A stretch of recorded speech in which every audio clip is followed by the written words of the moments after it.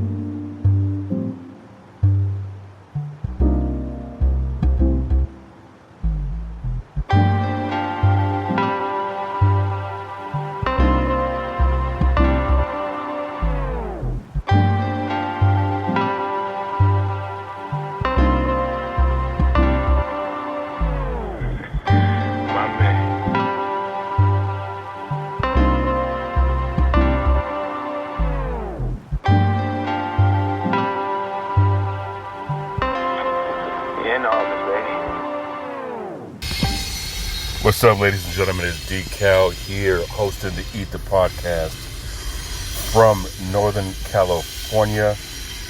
Episode number 97 is in the books. I want to say welcome to everyone who is new to the podcast. Welcome back to everybody who is returning. I'd like to thank you for your time.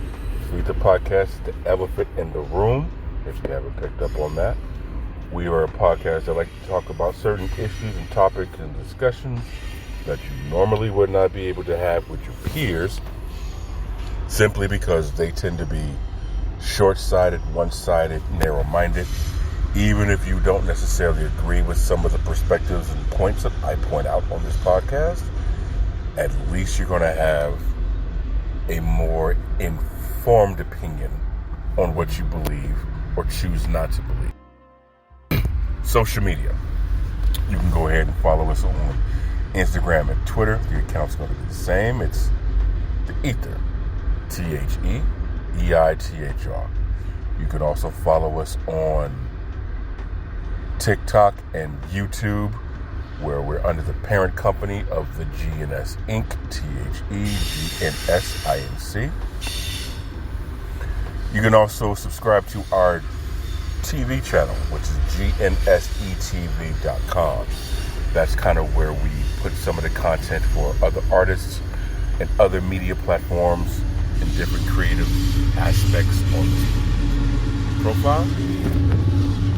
It's a free subscription, doesn't cost anything, but just some time.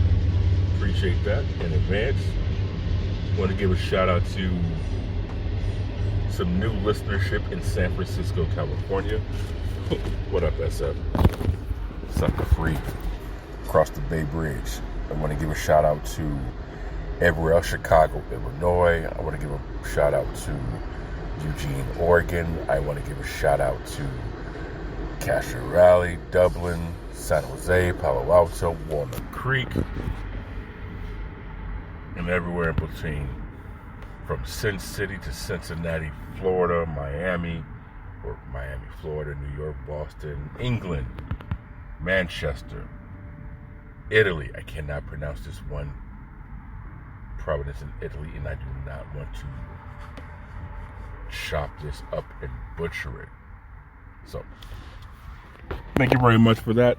So, as you guys know, or if you don't know, for you or new, we do this thing with the E.I.T.H.R podcast where we inspirational, motivational, and we like to give a quote and a shout out. So, we're going to do a shout out right quick. And the shout out is going to be the people working lines in retail, like customer service in retail stores, or even food chains. Listen, people, if you are in line and you are waiting in line, common sense, and you know damn well you have coupons, why don't you spend the time you have waiting in line with those damn coupons, organizing the coupons while you in line?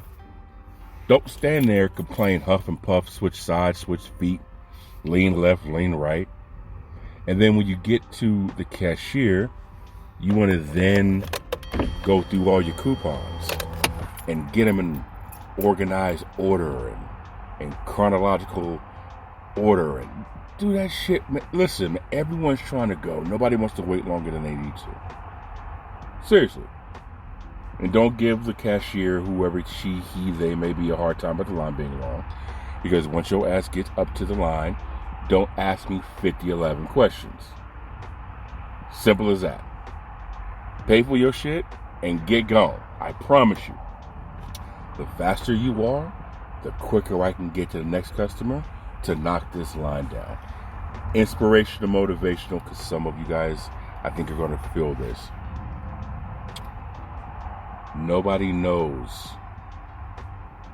the violence, the harm, the struggle one had to go through to have peace, happiness, and humility, and be humble. You don't know the struggle someone is going through to be this calm. So what that means is everybody's going through something. Let those internal giants continue to sleep and don't enrage one another. It's going to be a great weekend of playoff basketball. Kings versus the Warriors. I'm excited. We're going to get a word from our sponsor, then we're going to get right into this episode of these things that I want to talk about on the E.I.T.H.R podcast with Decal. Be right back. Most t-shirts are simply cool to look at and or look in. Well, so are ours. But ours also aim to send a message. They aim to put a name on obstacles that once stood in your way and aren't there anymore. Struggles that you turned into successes and crushed. You made it look easy. Shop at mile.today. Mile.today. www.mile.today. A GNS collection.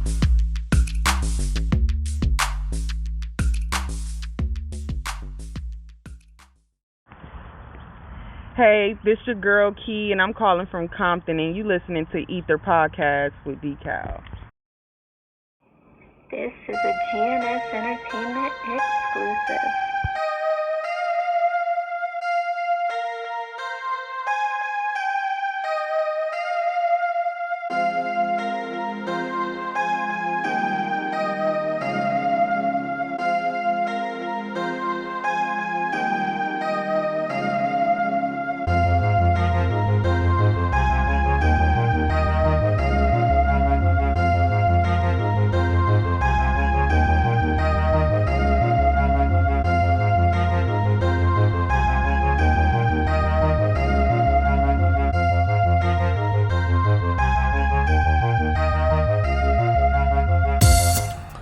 Welcome back to the E.I.T.H.R podcast with Decal here at the GNS, well, formerly the GNS HQ here in Northern California. I'm actually on the road.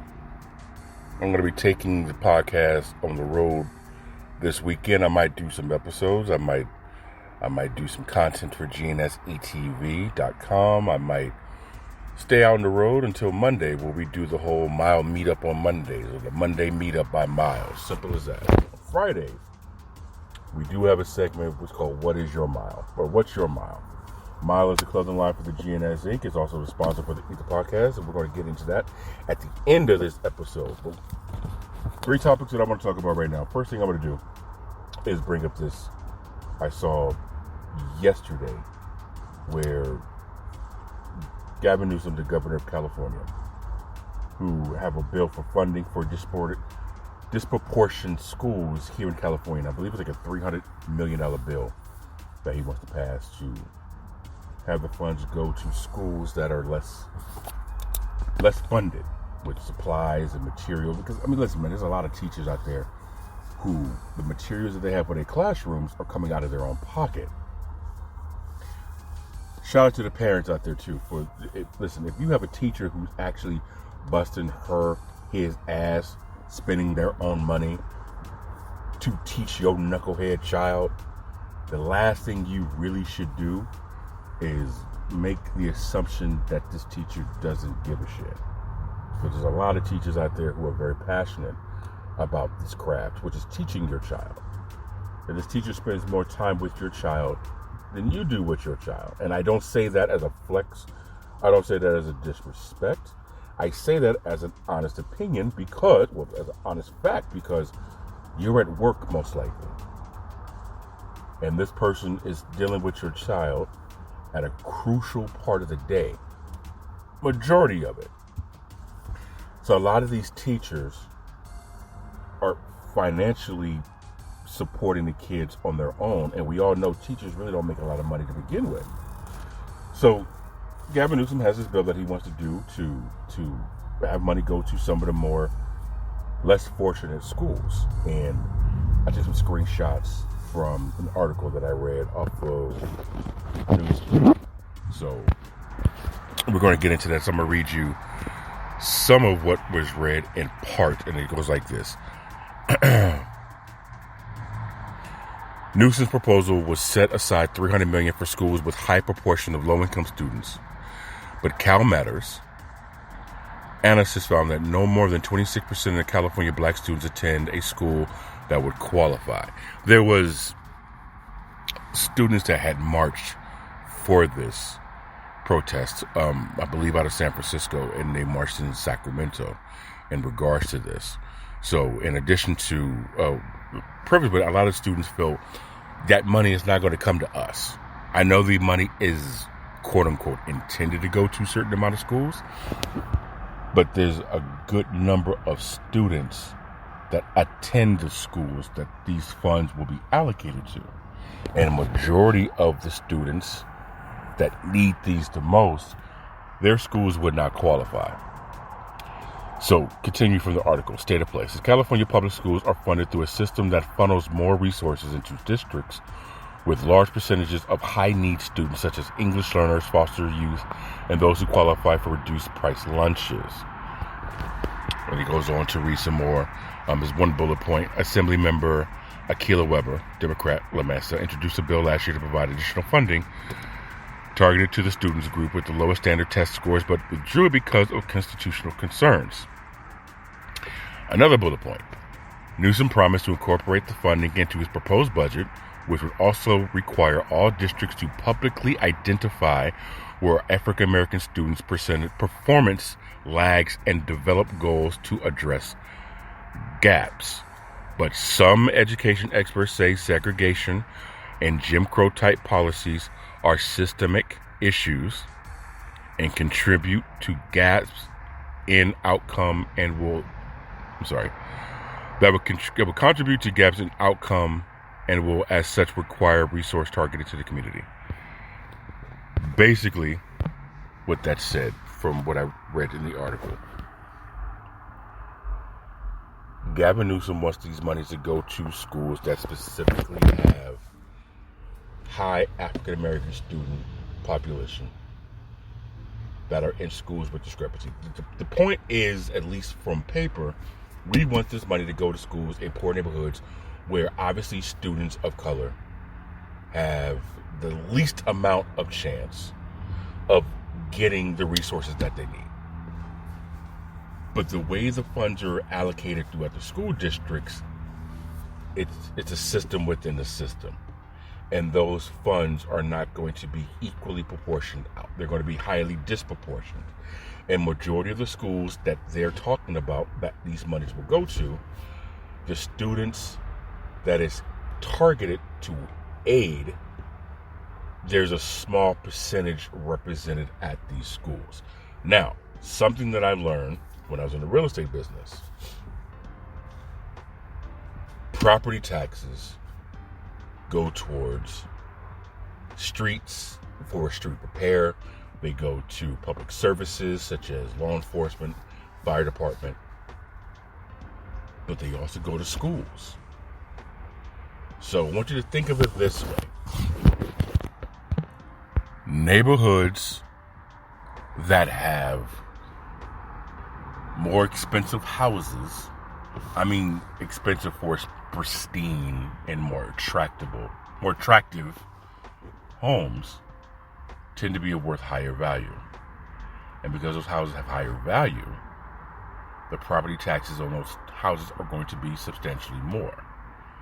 So let's say, for example, if you're familiar with Sacramento, California, the property taxes in Folsom are going to be higher than the property taxes in Del Paso Heights, right? That's a whole conversation for another day. But because of the property taxes, the money from from that pot of money can be sent to Folsom High School, which that high school looks like a straight campus, college campus. It's gorgeous. So if you ever go to Del Paso Heights and you look at Grant High School, which happens to be under construction right now, you see some of the conditions of some of the buildings there, some of the houses there, some of the property there. Well, it's night and day. The values are less, so the income from the property tax is going to be substantially less than Folsom in this example. So therefore, less money is going to go towards that school. Sometimes I think these politicians know more than what we think they do. On the flip side of that coin, depending on the politician and depending on who and where and how they receive their news, because they're not on social media the way we are, some politicians are completely in the fucking dark because they have people who refer information to them, like PRs, right? Who give them information as they focus on more profound topics and issues to address for the economy, so on and so forth. So they say. But this whole thing with the money, it's a nice way for the schools who are in nicer realms to receive a fatter chunk of the money, while the schools who desperately need it stand there with their hands out looking up like, what about us? Right? Here's a piss poor analogy, but hopefully the sharp people would understand this. Every now and then when I'm playing a game of Candy Crush, it has one of those ads for a game where there's this treasure or this gold or whatever it is at the top. And there's these pathways, and at the bottom of the pathways, there's like this woman with her kid, and they need coal to put into the furnace so they can heat up the room. Or you can tell that they're hungry, and the money that they're putting in their pot or in this plate or in this bowl is going to give them the money to buy the clothing that they need, right? I can't remember the name of the game. And within these pathways, there's like 4 or 5 different options, different paths you can take. But they have these bars, like these stoppers, and you're supposed to pull out a stopper. And then once you pull out the stopper underneath the bowl of the gold or the treasure or the food or whatever it is, it runs down the pipe. And the momentum takes it down whichever pathway you have the openings for. And so, usually at the end, the way they get you to actually get these games is the opening from the pathway that's to the people. There's the least amount of coal, there's the least amount of gold, there's the least amount of food, there's the least amount of treasure. That funnels out into a pipe that never reaches them, or it funnels to a pathway that goes towards the fire, or goes out of a window, or it goes to this ferocious animal, or something of that nature. So if you guys kind of get the idea of the game that I'm talking about. When it comes to politics, that's kind of what this shit's like. They say we have $300 million to fund schooling. That's the pot at the top. The pathway to get to the people who desperately need it, where there's other stops along the way. And within these stops along the way are other schools that need to get it as well. And so, I mean, they're going to politic however they're going to politic to get a chunk of that money. So whatever funding is left is going to go to the schools that legitimately this was designed to get. So out of $300 million, in my previous example between Folsom High School and Grant Union High School, in this example out of $300 million, Grant High School may possibly get several hundred thousand, or they might get $1 million or $2 million. And in the way things are pricing out for inflation and cost of price going up, $1 million doesn't really get you much, right? $1 million may possibly be just enough money for them to renovate their football field, right? And Grant High School has a very nationally ranked, well, at least a couple years ago, I haven't followed it in a while, nationally ranked football team. So is the money going to go to the one thing that the school is known for and not toward education? If anyone ever seen the movie The Wire, or the TV series on HBO The Wire, I want to say it was season 4, maybe season 5 of The Wire, when Calcutta was going for his run for become mayor, and they had to make a decision on some funds that were allocated for them to be able to disperse throughout the city. This money can either go to the police department, because the police needed new cars. They needed new Crown Vics, and they needed new vests, and they needed new radio. So their cruisers were outdated. They, radiators and transmissions and engines and wear and tear on the vehicles, wear and tear on the equipment that they're using to stop crime. Okay, we could put money towards that. Yes, but the schools need the money in order for it to be books and supplies, and the library and the cafeteria needs to be renovated. So it's kind of one of those things where, where do the funds go? Do they go to law enforcement, or do they go to the school? Decisions, because whichever one gets the money, you're going to lose a group of people that's been advocating for the losers who needed it. So those who are pro-blue are going to be pissed that you gave the money to the schools. Those who are pro-education are going to be pissed that you gave the money to the cops. Everyone's going to be advocating for this $300 million. And again, because of Jim Crow rules, whether you believe the system that exists doesn't exist, which it does, people are going to be using certain tactics to deflect the money towards where they want to go. That's the problem. And I've said this in previous episodes. The reason why I bring up property values and property taxes is because if people were to take their money and keep their neighborhood, the values will go up. Now, your property tax is going to increase, sure, but the money's going to go to things such as that. But what do you think about this Gavin Newsom thing? Do you think the money thing is more of he understands how the system works, and he's just kind of putting it out there for a PR move, and he knows that by the time the money gets to the bottom of the totem pole, there's going to be scarcity, very lack funds available? Or do you think in this situation he's legitimately trying to put the money where the money goes, but he just doesn't have any control over how the money is divvied up because it's part of the school system? What do you think? You guys can hit us up on Twitter. You can hit us up on Instagram, because I believe I put the post on both of the social medias. You can also download the Spreaker app, SPREAKER, and you can chat live with me while I'm doing the podcast. On YouTube, you can also go to YouTube and the parent company. Just do a search for the GNS Inc., and you could comment here on episode 97 about the Gavin Newsom school proposal. Give us all your opinion on that.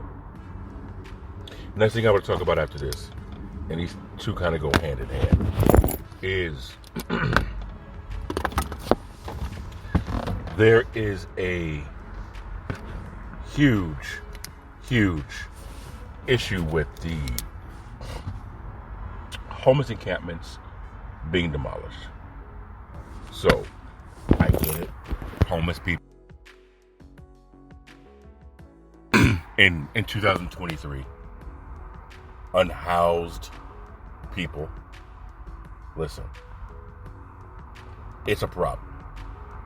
California is in the top 3 when it comes to homelessness, and I believe it's top 3 because of cost of living. Kind of knocks it down, right? Actually, I think it might be one because it's so expensive to live here. But it's a problem, and throughout the state of California, you have all the different cities with their own individual homeless issues. Whether a big major city or a small town.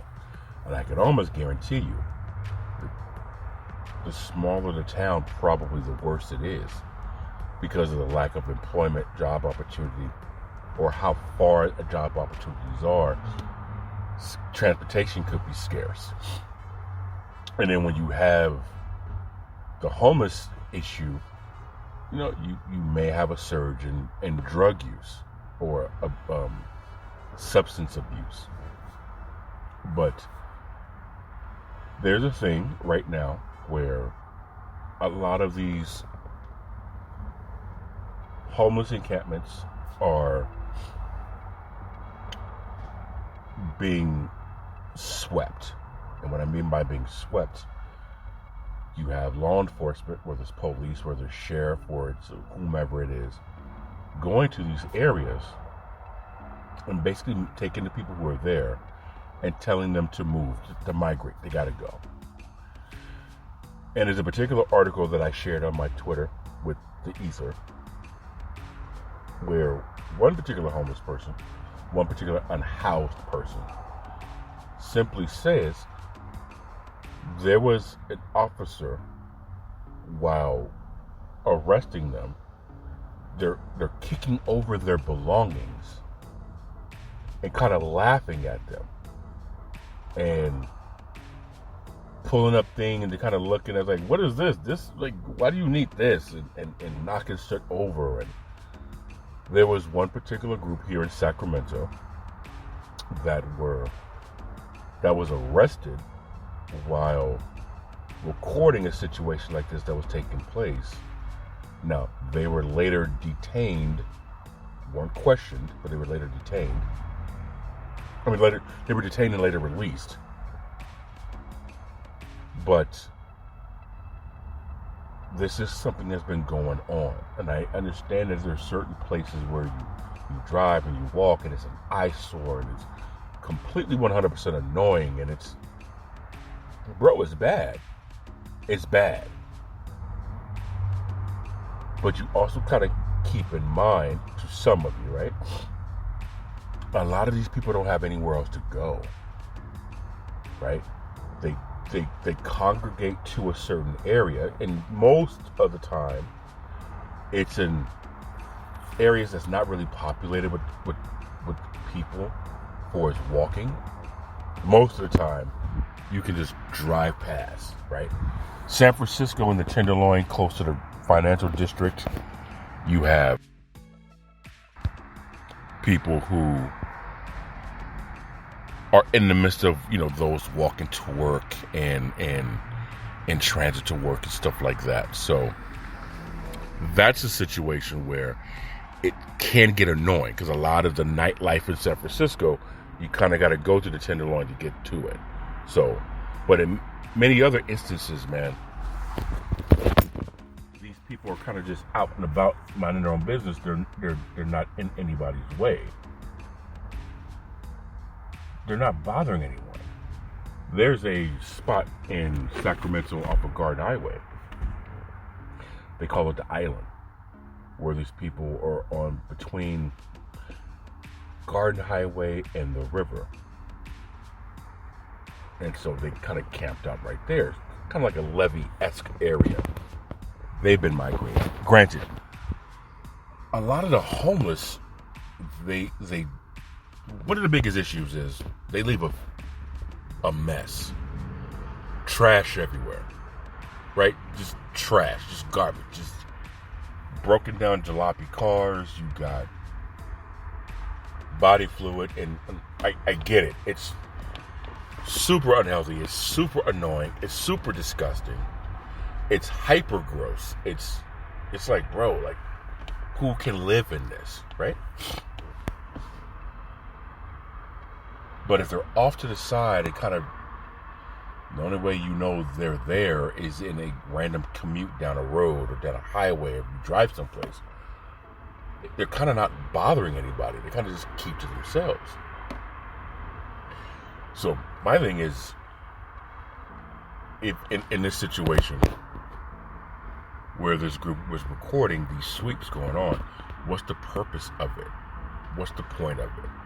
Where do they go? And in this article, it talks about how these sweeps are meant to keep the streets clean and keep the streets safe and all this other fun stuff. And like I said, I totally get it. But the problem is, I'm trying to find the article so I can actually read. They don't have anywhere to go, bro. Like, I remember my fair share of going through a struggle. And if someone was to take my belongings and toss them, or kick them over, or run over them, like, what am I? That's all I got right there, right? So here's an article. It says, County Rangers detain Black Zebra journalist documenting sweeps which regularly upend unhoused communities. Again, this is an article I read from Newsbreak by Robert Hansen. And this article was yesterday. So I'll read some of it right here. It says Sacramento County Rangers detained a member of Black Zebra, a local independent media group, while documenting a violent arrest of an unhoused resident during a sweep on Monday of this past week. You can see the incident on Black Zebra's Instagram. And so it says, right before the recording started, said a statement from Black Zebra, the ranger tackled a resident and slammed his face into the concrete, breaking his glasses before arresting him. The last 2 weeks, Black Zebra has been documenting Sacramento County sweeps of unhoused community on Garden Highway, also known as the Island Community, which I was just talking about earlier. Sacramento County Rangers have been harassing and ticketing while carrying out massive sweeps and demolishing this entire community. BZIT said Rangers and police have been pushing its members around for the 2 weeks documenting these violent sweeps happening across Sacramento. They wouldn't let me get back in to get my things I needed, one man said. They just set me aside and crushed everything I had. The man said Rangers and cleanup crew members laughed about smashing his only possessions. Some picked up things and made jokes about it. Now, there's this right here. BZIT said Rangers arrested the resident they violently detained, but that has yet to be confirmed. Rangers also gave citations to surrounding residents. Supervisor Phil Cerna called the Idaho Supreme Court ruling prohibiting sweeps BS at a recent meeting. The 2018 Martin v. Boise ruling held that cities enforcing anti-camping ordinances that do not have enough homeless shelter beds available for their homelessness population are violating constitutional protections and cannot be punished legally. Here's the problem. That's if you have shelters and these shelters do not have enough room for the homeless, where do they go? Where do they go? That's a fucking problem. Now, this attorney guy, I want to make sure I get the supervisor, Phil Cerna. He thinks it's BS to stop these sweeps and that they should be fine. They should be carried out. Here's the issue with that. You take a homeless man, you destroy all their belongings, they have nothing left, you take them to jail. Where are they going to go when they get out of jail? Matter of fact, think of it this way. I'm homeless. I have no money, or whatever money I had got taken in property when I went to jail. Unless some rogue cop decides to keep it. My possessions are destroyed or confiscated. I now get out. My means of transportation was probably a bicycle, or I hitchhiked, and you destroyed the area I was living in. How do I get money? If the money I had was from panhandling or collecting aluminum cans, where do I get the funds?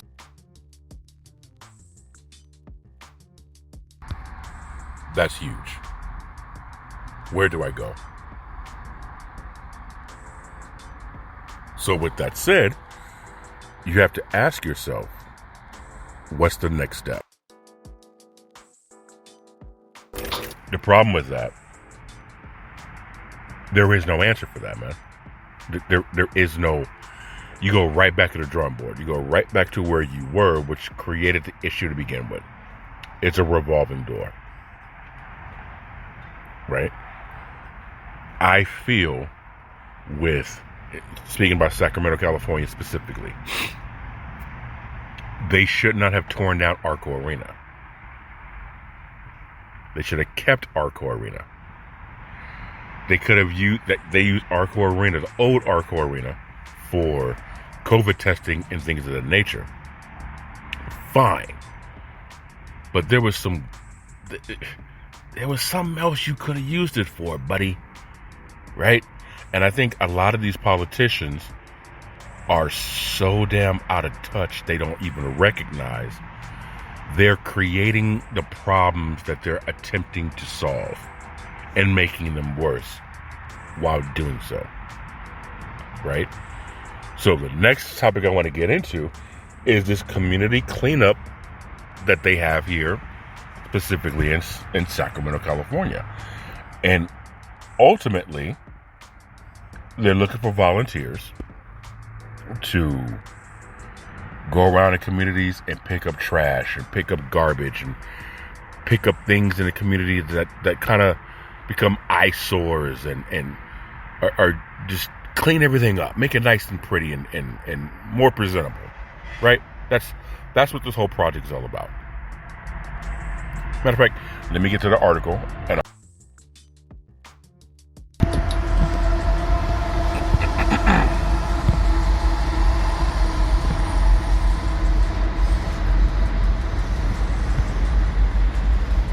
sorry about that, because you can hear a train in the background. I was trying to avoid that, but here we are.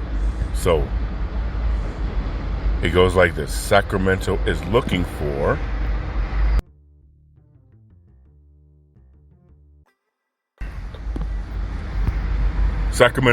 volunteers for its great Sacramento cleanup event. I'll just go ahead and read this in part. The city of Sacramento is looking for volunteers for its great Sacramento cleanup, which is taking place on Earth Day. It's taking place on Earth Day, April 22nd. There will be several sites across Sacramento that residents can volunteer to clean. Del Paso Regional Park, San Juan Reservoir Park, Miller Park, Matsui Park, Sacramento River Levee, William Corley Park, Granite Regional Park, North Laguna, just to kind of name a few. Cleanup will take place from 9 a.m. until noon on April 22nd. People can sign up as groups as well, which is a good thing, right? We encourage folks to come out and join us on Earth Day, said the Sacramento's Climate Action Lead, Jennifer Benema. These cleanups help us keep debris out of our waterways and reduce the risks of flooding in our neighborhoods and streets. Details of where to meet for these cleanups will be sent out after signing up for the event. Those interested in the event can sign up on the city's website. Now, that's a beautiful thing. That's a gorgeous thing. I support that. Here's the fucking problem. This is where I say sometimes we can't get out of our own way in order to make progress.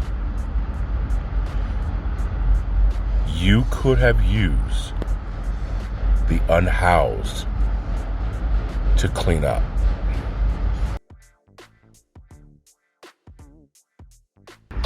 Here is my opinion. Just my opinion. You don't have to agree with me. But I damn sure don't think I'm wrong. The reason why I say you could have kept Arco Arena intact, that could have been a homeless shelter. As big as that space is, you could have created a homeless shelter hub. Even if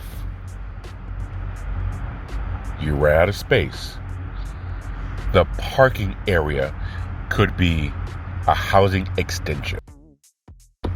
People with homes or some type of mobile home, some type of camper, you could use that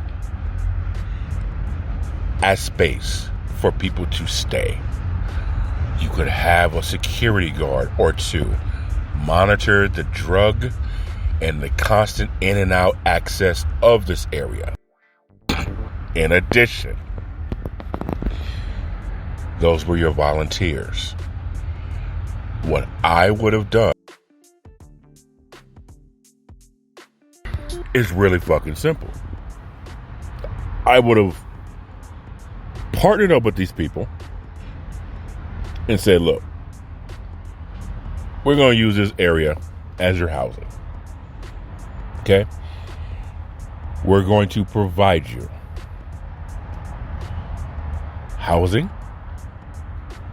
We're going to provide you room and board. We would even provide you food. Your duty, in order to maintain this, is simply to pick up trash. Enough said. Pick up trash. We will transport you to areas that need it.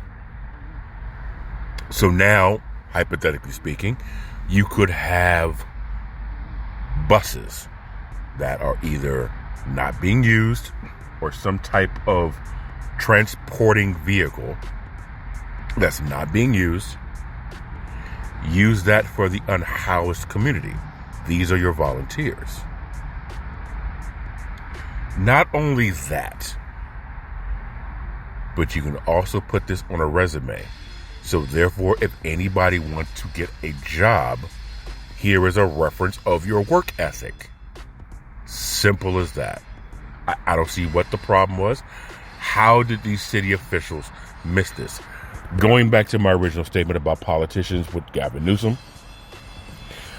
I don't know if their people are in their ear with these ideas, and these politicians themselves are kind of like, nah, I'm cool. Or legitimately nobody's presenting this stuff to them and they're clueless, or it's being painted in a different light and nobody's trying to think outside the box. Part of me believes nobody's thinking outside the box. In addition to, some of these politicians probably don't really give a shit. Right? But that's what I would have done. With this program, you don't have to worry about a 9 to noon. And when it comes to the food, listen, ladies and gentlemen, it's really simple. You partner up with restaurants in the area. And you say, hey, what do y'all have left over at the end of the night? Because, newsflash, most restaurants, not all, but most restaurants, when they have excess food at the end of the night, they throw it away. I believe it's OSHA, Hippo, one of the two. I don't remember. I haven't worked in retail in a while. But they have to dispose of the food. Here's my thing. If 30 restaurants, I'm just pulling a number out of thin air. If 30 restaurants all have about, I'm just making a number up, 5 pounds worth of food left over at the end of the night. 30 times 5, 30 times 50, right? 30 times 5 is what? 150. That's 150 pounds of food every day. Let's just say there's 10,000 homeless, unhoused in Sacramento County. You don't think out of 150 pounds, one person could eat half a pound, 3/4 of a pound of food? I feel those numbers are extremely low, especially when it comes to the portion of food, right? You have outlets and electricity for refrigerators. You have outlets and electricity for microwaves and for stoves. Listen, if we can build more prisons to incarcerate the homeless, why can't we build a structure to house them? That's what I would do.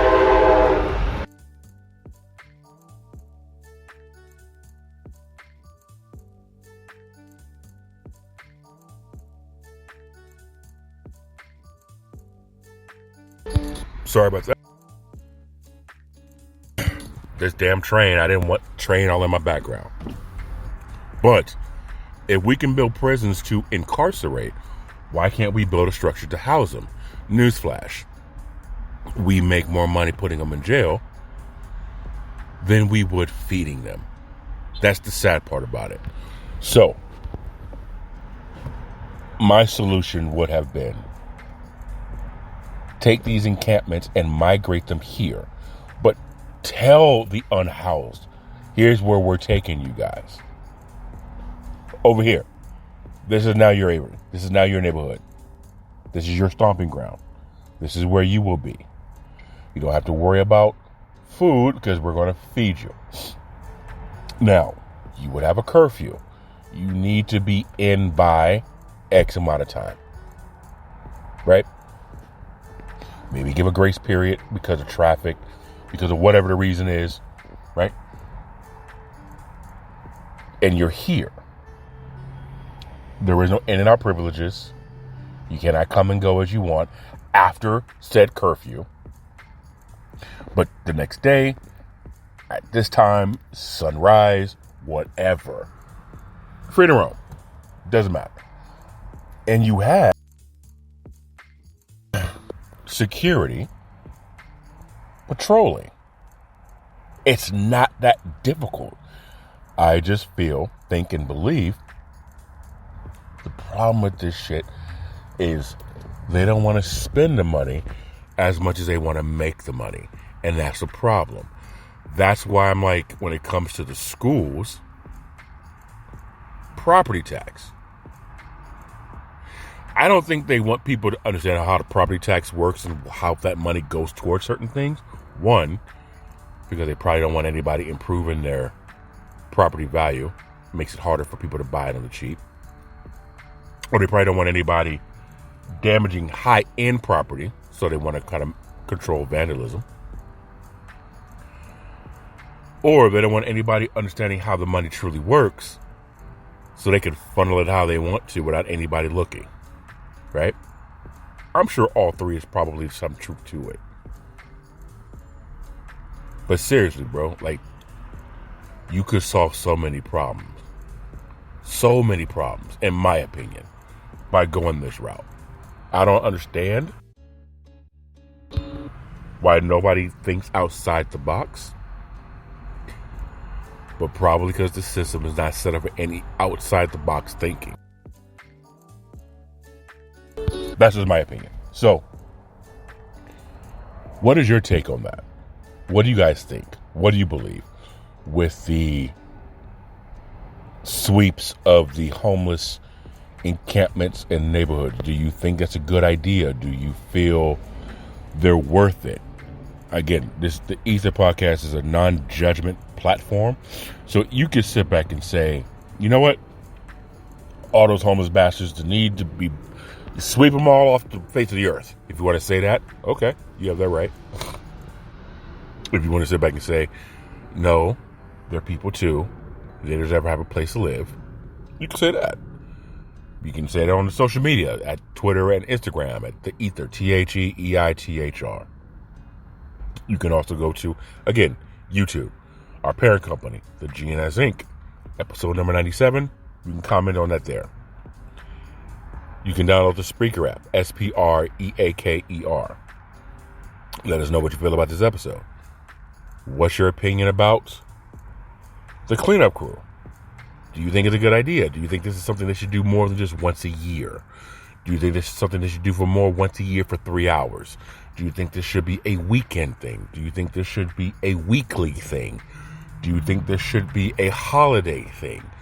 Once a month thing? Do you think, hey, instead of arresting and harassing and trying to sweep away, yeah, get the homeless to do it. Incentivize the unhoused. Partner with some restaurants. Give us your leftover food, hot or cold. We'll store it and we'll distribute it. The staff, hey, you can make it an intern program, a nonprofit program. Isn't this something that churches should be looking into? Why ain't the church done something like this? That's a different conversation for another day. Anyways, your boy DK, I'm going to get out of here. Thank you very much for your time. Episode 97, the E.I.T.H.R podcast. We're going to check you guys out again. Oh, make it look easy before I get into that. One thing we're going to do to make it look easy is we're going to do some content for our art playlist on gnsetv.com. So this weekend, we're going to be working on some soothing playlist. We out. You're listening to the E.I.T.H.R podcast with your host, D. Cal.